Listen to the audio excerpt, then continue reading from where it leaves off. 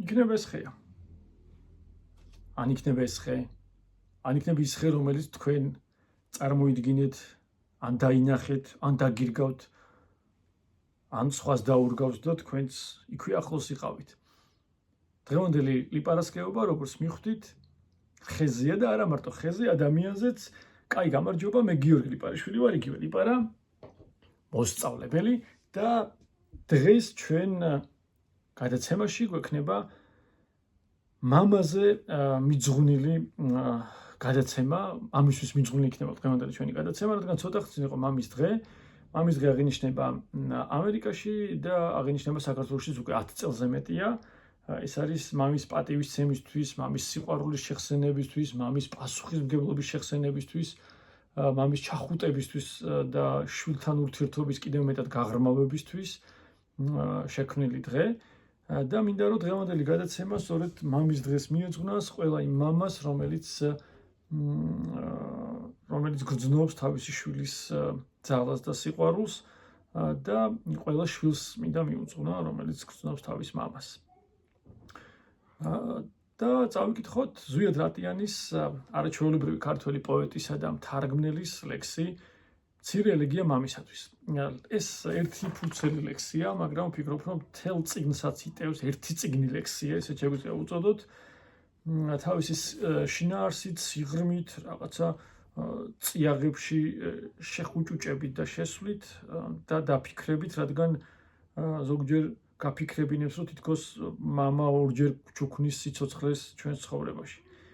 მოკლედ წავიკითხოთ, შეგიძლიათ მე რამდენჯერმე მოусმინოთ, იმიტომ რომ მეც რამდენჯერმე ვკითხულობ ხოლმე ამ ლექსს და სიამოვნებას ვამატებ.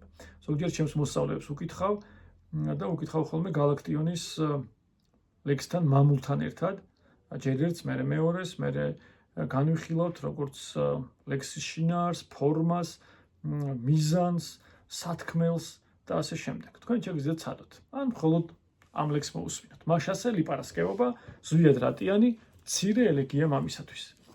აი ეს ხია, მამა ჩემი. გაგიკვირდა? მუხასელოდი? არა, ეს ხია, მამა ჩემი. ეს ტანწვრილი და არც ისე ხანდაზმული, რომელსაც ფხიზლად ძინავს ზამთარში და გაზაფხულზე პირველი ვესით მოაღვიძებს. ის არ ჩრდილავს ნახევარ ეზოს, არ აბნელებს დანარჩენ ხეებს, მისი ჩრდილი მსუბუქია და თვინიერი. მას შემოდგომი სუსტი მზეც კი სულ ადვილად ატრიალებს ღერძის გარშემო. ხოლო ზაფხულში, როცა ჩვენკენ უზომოდ ცხელა, მისი ჩრდილი მეც თუ არა 5-6 ჩვენგანს ნამდვილად იტევს. და ჩვენ ეს ვყოფნის. მეტი არც ვართ, მეტი არც გვინდა. სულ ეს იყო.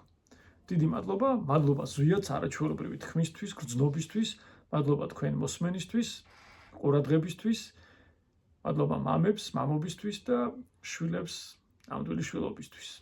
კარგ ამბებს გისურვებთ, მამის დღეს გილოცავთ და გვახსოვდეს ჩვენი მამები, მაშინაც როცა ჩვენ გვერდში არიან და მაშინაც როცა ჩვენგან შორს არიან.